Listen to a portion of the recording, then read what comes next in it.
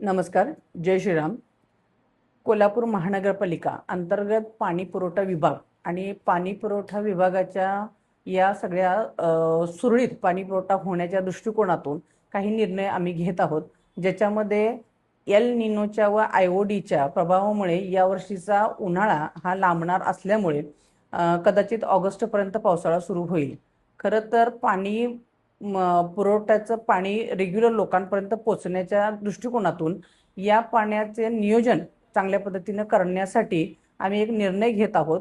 कोल्हापूर महानगरपालिका पाणी पुरवठ्याचे सर्व अधिकारी व सर्वांनीच मिळून हा निर्णय घेतलेला आहे की 1 दिवस आड आपण पाणी सुरू करत आहोत, ज्याच्यामध्ये ABE हा 1 दिवशी असेल पाणी पुरवठा आणि तसाच CD हा दुसऱ्या दिवशी असेल. पाणी पुरवठा हा तुम्हाला चांगला फोर्सफुली होईल, पाण्याची कोणती टंचाई तुम्हाला भासणार नाही याची काळजी पाणी पुरवठा विभागाचे सर्वच अधिकारी घेत आहेत.